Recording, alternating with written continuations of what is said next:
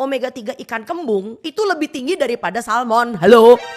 Halo, klaim tersebut benar, tapi nggak selebay yang diberitain di media. Jadi banyak banget situs di internet yang bilang kalau kandungan omega 3 ikan kembung itu 2,6 gram per 100 gram ikan. Semuanya bilang sumbernya itu dari Kementerian Kelautan dan Perikanan. Tapi gue udah coba cari di situs resminya itu gue nggak nemu. Akhirnya gue cari di berbagai study tentang ikan kembung atau Iger mackerel. Ternyata kandungan omega 3-nya itu sekitar 1,8-1,9 gram. Kalau salmon itu 1,4 gram per 100 gram. Jadi nggak selebay yang di media, tapi oke lah. Kalau Anda capek-capek beli ikan teri, ya kan? Beli ikan kembung, katanya omega 3-nya tinggi kan? Anda goreng.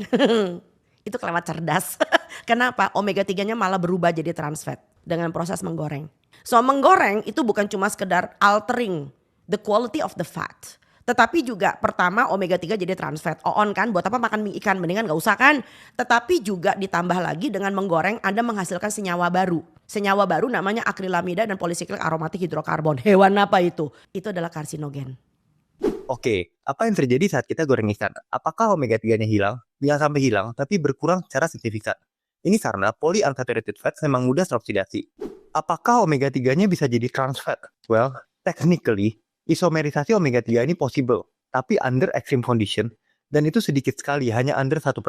Jadi ini nggak ngaruh karena sedikit sekali buat jadi resiko kesehatan. Gimana soal hasilin karsinogen? Saat kita memasak pada suhu yang tinggi sekali seperti menggoreng, memang dapat terbentuk akrilamida dan polisiklik aromatik hidrokarbon. Keduanya merupakan possible karsinogen bagi manusia. Tapi ini sedikit sekali dan sesekali makan gorengan sama sekali nggak terbukti bikin kita kanker. Jadi kerugian dari goreng ikan itu yang pertama omega 3-nya memang menurun drastis. Itu emang sayang banget. Kedua, kita masukin banyak banget ekstra kalori dari minyak doang. Itu kalori yang nggak berguna. Tapi ikan goreng itu bukan racun. Hanya gampang bikin over kalori tanpa gizi tambahan.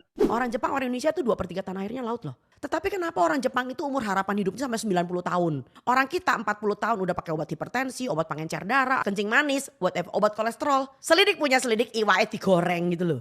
Very close, angka harapan hidup wanita Jepang memang sampai 87 tahun dan pria Jepang sampai 81 tahun. Tapi ini nggak mungkin cuma gara-gara orang Jepang jarang makan ikan goreng. Ada banyak banget faktor yang mempengaruhi longevity. Misalnya orang Jepang mungkin lebih jarang makan ultra processed food. Mereka lebih sering makan minimally processed food. Mereka mungkin aktivitas fisiknya lebih tinggi karena sering jalan.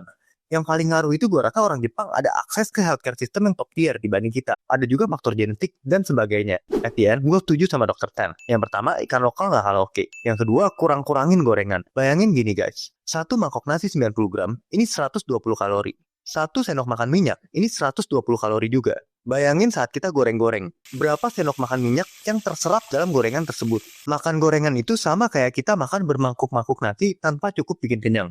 Jadi, jangan goreng ikan omega 3 dan batasi gorengan maksimal 5-10% aja dari diet kamu guys.